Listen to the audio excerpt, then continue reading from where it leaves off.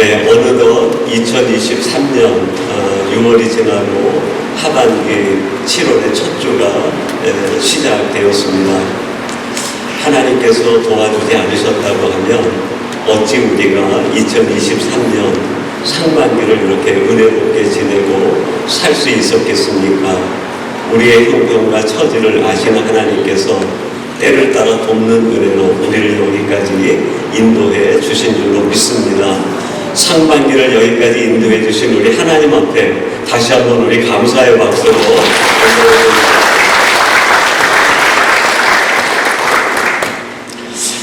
오늘은 주신 말씀 사도행전 18장 9절에서 10절 말씀을 갖고 위로라는 제목으로 하나님의 말씀을 전하도록 하겠습니다. 2018년이었습니다. LA에 우리 한국의 PCK랑 함께 해가지고 세워진 장신대가 있습니다. 그 장신대가 학위 수여식을 하는데 제가 총회에 책임을 맡고 있어서 설교자로 부름을 받았어요. 학위 수여식을 다 마친 뒤에 LA에 있는 여러 목사님들이 함께 만찬을 하게 되었습니다. 총장님과 또 LA에 있는 목사님들, 또 총회에 관계된 목사님들 한 10분 정도가 모여서 식사를 하고 이제 디저트를 나누는데 내 옆에 계셨던 한 목사님이 앞에 계신 분에게 뭐 농담반 진담반 그런 질문을 하시는 거예요. 목사님, 목회가 어떻습니까? 어렵지 않습니까? 그랬더니 그 앞에 계신 목사님이 그 질문을 받아서 그렇게 얘기를 합니다. 목사님, 저는 피 흘리는 목회를 하고 있습니다. 진심일 수도 있고 또 반은 자신의 마음을 담아서 이야기하는 것일 수도 있겠죠. 그 이야기를 듣고 옆에 목사님이 말을 받아서 이렇게 얘기하는 거예요. 목사님은 피 흘리는 목회를 하지만 나는 피를 토하는 목회를 합니다. 그랬더니 앞에 와주셨던 목사님이 웃으시면서 그러는 거예요. 그래요? 저는 피 말리는 목회를 합니다. 그러자 그 앞에 있던 모든 목사님들이 전부 그냥 까르르 하고 웃었어요. 그 웃음 속에는 그 말이 재밌어도 웃음이 있겠고 또 한 가지는 그 속에 뭔가 이민 목회의 어려움이 서로가 느껴져서 함께 웃게 된 것이 아닌가 그런 생각이 듭니다. 그 모든 학위 수여식을 마치고 LA에서 밴쿠버로 돌아오면서 제 마음속에 그런 생각이 들었어요. 어찌 이 낯선 땅 이민사회에서 살아가는데 그 피를 토하고 피 흘리고 피 말리는 삶, 매일매일의 그 긴장감이 목사에게만 그렇겠는가? 오히려 성도들에게도, 우리 모두에게도 매 순간이 어떻게 보면 피 흘리고 피를 토하고 피를 말리는 것과 같은 순간과 상황이 아니겠는가? 제가 이제 뉴질랜드에 총회 일 때문에 갔다가 그 뉴질랜드 노회장님이 뉴질랜드에서도 가장 맑기로 소문난 호수가 있다는 거예요. 그래서 호수 구경을 시켜주시는데 그 호수에 갔더니 물오리들이 한 10마리 정도가 호수에서 이렇게 찬찬히 떠서 움직임도 없이 이렇게 흘러가는 거예요. 얼마나 평화롭고 얼마나 고요하든지. 근데 그거를 잠깐 보고 있다가 내 눈에 들어온 게 있는데 그 물 오리들의 물 밑에서 발을 짚고 있는 그 모습이 보였어요. 물이 너무 맑다 보니까 물 속에 있는 오리들의 발이 보이는 거예요. 근데 위에는 가만히 있는데 발은 어땠을까요? 아, 이게 우리 인생이구나. 그 LA에서 나는 피 흘리고 피를 토하고 피 말리는 목회를 합니다 하는 그 목사님들의 목회, 그 교회들은 전혀 그럴 것 같지 않은 교회들이에요.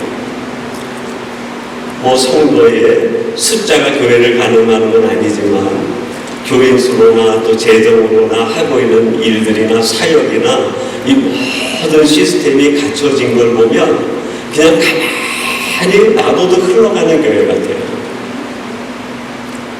근데 그 목사님들이 함께 있는 자리에서 그렇게 얘기했던 것과 뉴질에서 봤던 그 오리들의 모습이 오버랩되면서 이 땅에 있는 사람들은 편안해 보여도 그 속 사정은 그렇게 크게 다르지 않구나 하는 게 느껴졌어요. 여러분들도 지난 한 주간 여러분의 삶의 자리에서 편안하게 지내신 것 같지만 손발은 정신없이 바쁘지 않았습니까? 그게 우리의 삶의 현장이죠. 아직도 가야 할 길이라고 하는 책을 쓴 스카페 박사가 있습니다. 그분이 자기 책에서 이런 얘기를 해요. 현대인들에게는 모두 외로움과 고독이라는 병을 앓고 있다고 얘기를 했어요. 이 땅을 살아가는 모든 현대인들이 다 평안하고 다 좋아 보여도 그 속에는 병이 있다는 거예요. 자기만의 고독, 자기만의 외로움, 자기만의 아픔, 눈물이 있다는 거예요. 이 땅에 있는 사람들만 그랬을까요? 여러분 오늘 본문의 내용의 주인공은 사도 바울입니다. 사도 바울은 어땠을까요? 제가 본문을 다시 한번 여러분들에게 봉독해 드리겠습니다. 밤에 주께서 환상 가운데 바울에게 말씀하실 때 두려워하지 말며 침묵하지 말고 말하라. 내가 너와 함께 있음에 어떤 사람도 너를 대적하여 해롭게 할 자가 없을 것이니 이는 이 성중에 내 백성이 많음이라 하시더라. 바울이 고린도에 있을 때 하나님의 사자가 이 바울을 찾아가서 하신 말씀이 이 말씀이에요. 근데 첫 문장이 뭡니까? 밤에 그렇게 얘기하면 밤에. 사도 바울이 지금 깊은 어두운 밤을 만났다. 우리만 밤이 찾아오고 고독과 외로움과 문제가 찾아오는 게 아니라 그 위대한 사도 바울에게도 밤이 찾아왔다. 바울만이 느끼는 마음의 아픔과 절망과 고독과 외로움이 찾아왔다는 거예요. 그리고 주님께서 뭐라고 말씀합니까? 두려워하지 말라. 두려워하지 말라. 지금 주님께서 바울에게 두려워하지 말라 말씀하신 게 이게 무슨 뜻입니까? 바울 마음속에 지금 뭔지 모를 두려움이 가득 차있다.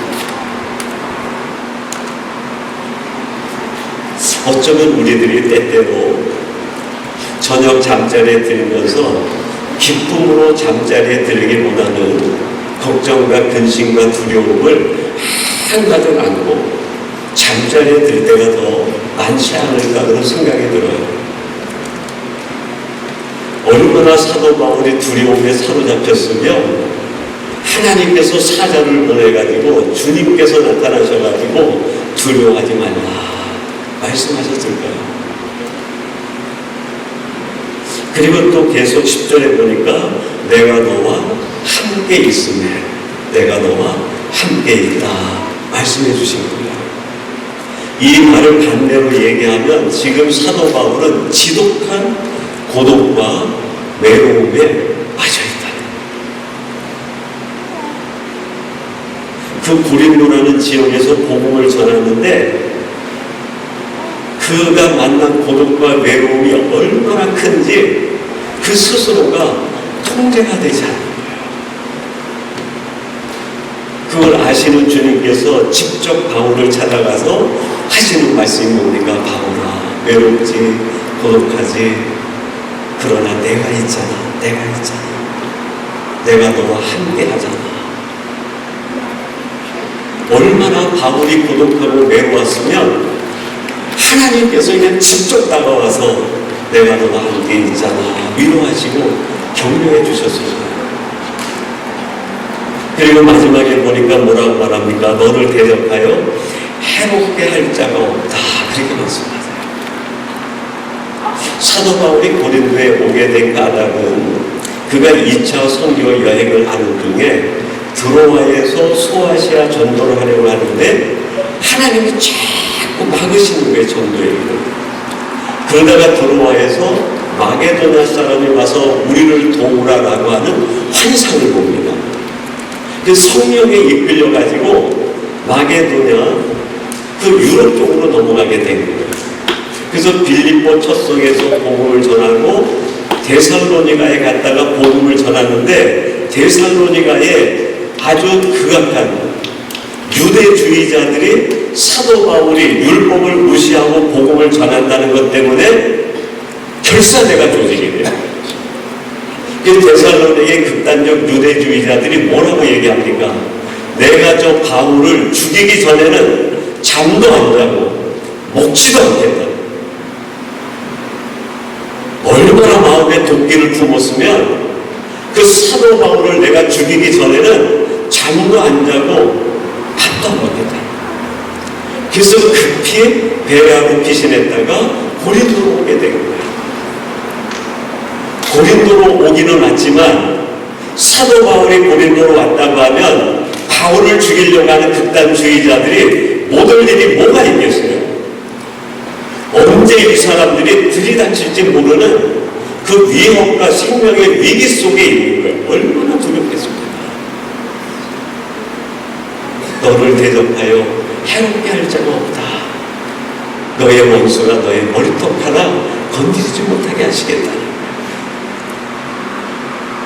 사도 바울이 이렇게 지독한 외로움과 고독함과 위협과 위기 속에 빠져 있을 때 우리 주님께서 나타나셔서 바울에게 이 말씀을 주신 까닭이 뭘까요? 한마디로 얘기하면 위로해 주신 거예요. 위로해 주신 거예요. 저는 이 시간 사도 바울을 위로하신 그 하나님, 그 주님께서 2024년 전반기를 정말 피 흘리듯이, 피를 말리듯이, 피를 토하듯이 살아오신, 열심히 하나님과 동행하신 여러분 한 사람 한 사람 찾아오셔서 여러분에게 위로해 주시고, 여러분에게 말씀해 주시고, 여러분을 품에 안아 새 힘을 더해 주실 줄로 믿습니다. 그러면 이렇게 사도 바울을 찾아오신 하나님 주님이 어떻게 위로해 주셨을까요? 두 개의 채널, 두 개의 방법으로 사도 바울을 위로해 주셨어요. 첫 번째로는 동력자를 보내주시고, 오늘 우리가 본문을 읽은 거는 9절 말씀부터지만 그 앞에 사건은 1절부터 진행이 됩니다. 2절에 이렇게 말씀합니다. 아굴라라는 본도에서 난 유대인 한 사람을 만나니 그 아내 브리스길라와 함께 이달리아로부터 새로 온지라. 사도 바울이 고독과 그 외로움과 생명의 위기와 두려움에 빠져 있으니까 하나님께서 아굴라와 브리스길라를 저 이달리아서부터 긴급히 보내가지고 바울에게 붙여준 거예요. 여러분 옆에 계신 분들 한번 돌아보세요. 오래전부터 여러분에 계신 성도일지 모르겠습니다. 그러나 오늘 본문 말씀에 의하면 여러분이 힘들고 외로울 때 함께 격려하라고, 함께 힘을 내라고, 함께 하나님의 나라를 세워가라고 보내주신 동력자들이에요. 옆에 계신 분이 아굴라고 옆에 계신 분이 브리스길라예요. 5절에 보니까 이렇게 말씀합니다. 실라와 디모데가 마게도냐로부터 내려오매 브리스길라와 아굴라만 보내줘도 힘이 날 텐데 하나님이 거기에 그치지 않고 누구요? 실라와 디모데를 또 급히 마게도냐로부터 그에게 보내주신 거예요. 브리스길라와 아굴라는 중년이라고 하면 실라와 디모데는 젊은 세대예요. 인생을 살 만큼 살아서 연륜이 있는 사람을 보내주셨는가 하면 새 힘을 얻을 수 있도록 젊은 세대를 또 보내주신 거예요. 여러분 우리 교회는 청년들이 다 디모데와 실라 아닙니까? 하나님의 장차 쓰시기 위하여 이 위니펙에 큰 역사를 이루기 위해서 보내주신 젊은 세대 아닙니까? 그것으로 끝이 아닙니다. 7절 거기서 옮겨 하나님을 경외하는 디도 유스도라는 사람의 집에 들어가니 그 집은 회당 옆이라. 고린도에서 아무도 나를 돕는 사람이 없는 줄 알았는데 그가 한 집에 들어갔는데 그 집의 주인이 디도 유스도라는 사람이에요. 유스도라는 이 헬라어가 나중에 영어로 바뀌게 되면 저스티스가 됩니다. 정의로운 사람. 사도 바울이 가장 힘들 때 의로운 사람을 보내주신 거예요.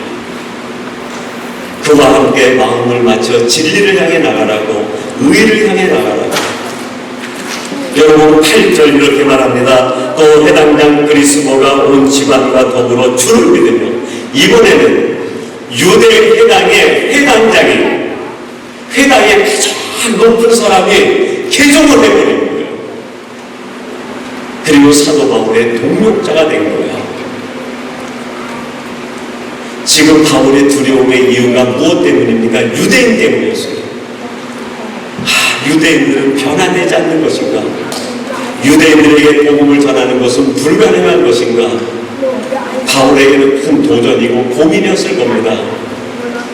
그런데 그 유대인의 모든 회당을 주장하는 회당장이 그리스도가 개종을 해버린 거예요. 얼마나 감격스러웠겠어요. 어제의 적을 오늘의 동지로 바꿔줘 버리신 거예요. 이거는 눈에 보이는 사람들이에요. 근데 이 동력자들이 전부가 아니라 눈에 보이지 않는 동력자가 있었어요. 디모데후서 4장 11절 누가만 나와 함께 있느니라.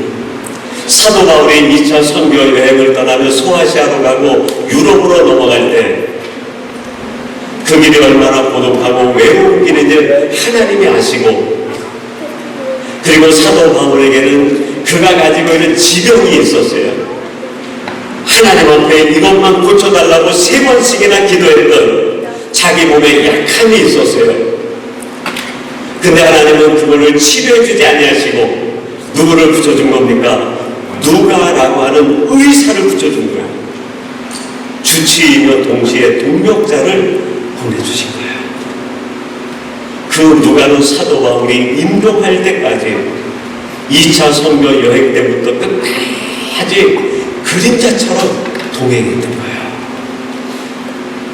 저는 그렇게 믿습니다. 지금 여러분 옆에 계신 분들이 여러분의 일생 다하도록 누가처럼 그림자처럼 여러분 곁에서 여러분을 돕고 서로 섬기는 동력자인 줄로 믿습니다. 여러분이 누군가에 대한 누가고 그분이 또 누군가에 대한 누가예요. 서로 치료하고 서로 동력자가 되어 함께 하나님의 나라를 세워가는 믿음의 사람들이란 말입니다. 결정적인 한 분이 더 있어요. 여러분 10절 상반절 이렇게 말합니다. 내가 너와 함께 있으며. 부활하신 주님이 사도 바울을 다메섹에서 만난 뒤에 한 번도 떠나지 않으신 거예요. 여러분 아십니까? 내가 예수님을 만나서 예수님을 나의 구주로 고백한 그 뒤부터 내 눈에 보이지 않고 내가 느끼지는 못했지만 내 안에 계신 예수님이 나와 한 번도 떨어져 계시지 않은 거야. 내가 너와 함께 있다. 그분이 내 곁에 계시고 내 안에 계시고 내 길을 인도하시고 함께 해주시는 거예요. 이게 위로라는 게 이게 위로. 오늘 우리 위니펙 중앙교회 예배하는 성도 여러분들이 서로가 서로에게 위로자가 되시기를 주님의 이름으로 축원합니다. 두 번째는 하나님의 위로가 어떻게 임했는가? 말씀으로 임하기 시작합니다. 오늘 본문 9절 제가 한 번 더 공독해 드립니다. 밤에 주께서 환상 가운데 바울에게 말씀하시되 두려워하지 말며 침묵하지 말고 말하라. 예수님께서 바울에게 오셔서 위로를 주시는데 바울아 두려워하지 말라. 그에게 말씀을 주시는 거예요. 말씀. 구약 성경 전체 가운데 창세기, 출애굽기, 레위기, 민수기, 신명기를 오경이라고 합니다. 이스라엘 백성들에게 텍스트와 같은 거죠. 삶의 교본과 같은 책입니다. 근데 이 5권의 책을 전부 더하면 187장이 돼요. 근데 예언서, 이사야서 말씀부터 말라기까지 전체 예언서를 합치면은 250장이 됩니다. 모세 오경은 이스라엘 백성들이 애굽에서 나와 하나님의 보호 속에서 평안할 때 모세를 통해서 주신 말씀이에요. 평안할 때 주신 말씀은 187장이에요. 예언서는 이스라엘 백성들이 적의 공격을 받든지 아니면 나라를 빼앗겨서 바벨론을 포로로 가 있든지 이스라엘 백성들이 가장 고통을 받을 때였어요. 이스라엘 백성들이 가장 힘들 때 하나님은 오경에서 말씀하신 것보다도 더 많은 말씀으로 250장이나 되는 선지자들의 말씀을 백성들에게 주신 거예요. 우리가 힘들고 어려울 때 하나님은 계속 말씀을 주시는 거예요.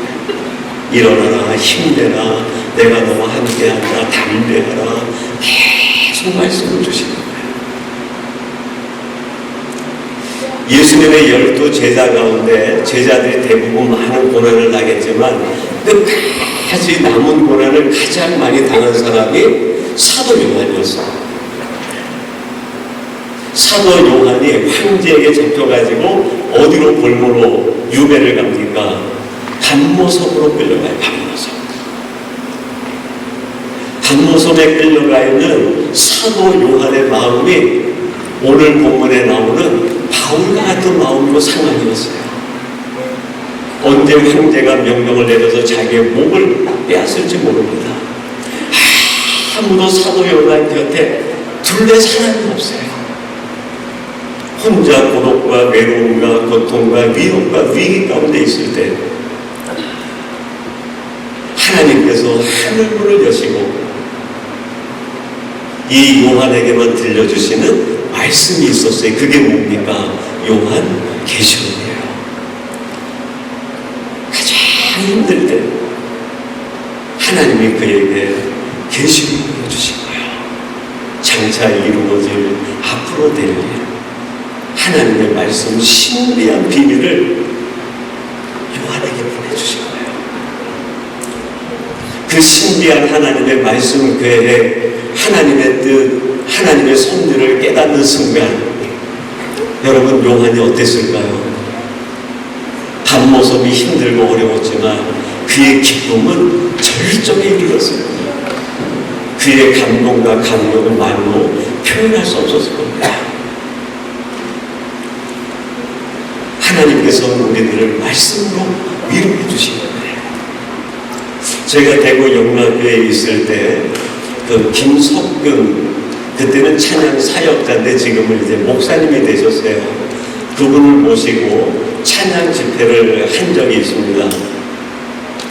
그 김석근 찬양 사역자 목사님이 찬양을 몇 곡 부르신 뒤에 간증을 하시는 거예요. 그분이 원래 서울에 있는 대관고등학교에 교사이셨어요. 대관고등학교는 미션스쿨 중에 미션스쿨입니다. 그 대관고등학교에 나온 많은 목사님들이 계세요. 근데 거기에 교사 일을 하면서 겉으로는 괜찮은데 이 목사님이 마음으로는 병이 들었던 거예요. 건강이 점점 약해지는 거예요. 몸이 왜 그렇게 약해지는지 우울증과 그 자신의 마음을 통제할 수 없는 그런 정신적인 아픔이 계속 찾아옵니다. 본인이 그렇다 보니까 가족들하고의 대화가 점점 멀어지고 단절되는 거예요. 학교 일을 끝내고 집에 들어가면 대화할 사람이 없는 거예요. 아이들하고 엄마는 재밌게 얘기하는데 아빠는 늘 이방인 같은 거예요. 그 대화 속에 끼어 들어가지를 못하는 거예요. 그리고 학교에서는 재밌었는가? 이분이 하나 아주 고지식하게 신앙생활을 원리 원칙대로 하다 보니까 동료 선생들이 멀리 하는 거예요. 회식을 해도 선생님들끼리 가고 이 김석근 목사님은 슬그머니 이렇게 외톨이를 시켜버리는 거예요. 그러면서 자신만의 삶의 의미를 잃어버려요. 목사님의 말에 의하면 자살, 충동을 여러 번 느꼈다는 거예요. 그 심각한 상태에 빠져 있을 때 어느 날 기도하는데 말씀 하나가 마음으로 다가온 거예요.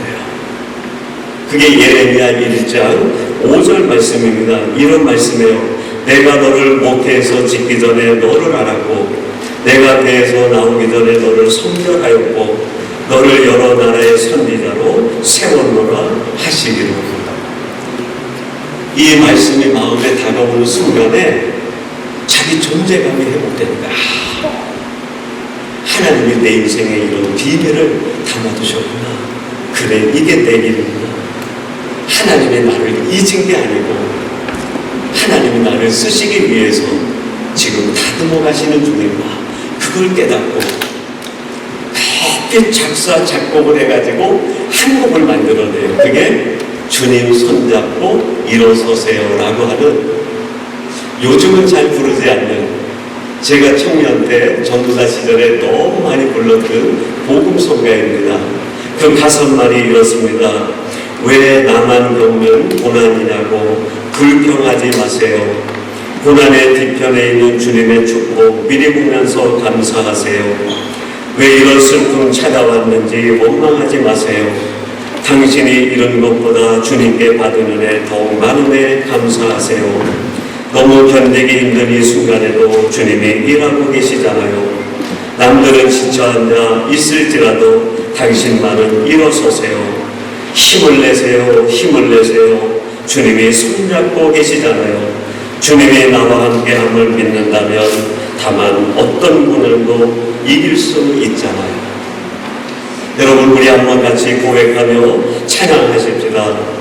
하나님께서 우리 곁에서 우리를 위로해 주십니다. 힘을 내세요. 힘을 내세요. 힘들고 약하고 지쳤었더라도 하나님이 나와 함께 하신다면 우리는 이 고난 이길 수 있습니다. 하나님의 위로가 우리 가운데 넘치게 될 줄로 믿습니다. 우리 같이 우리의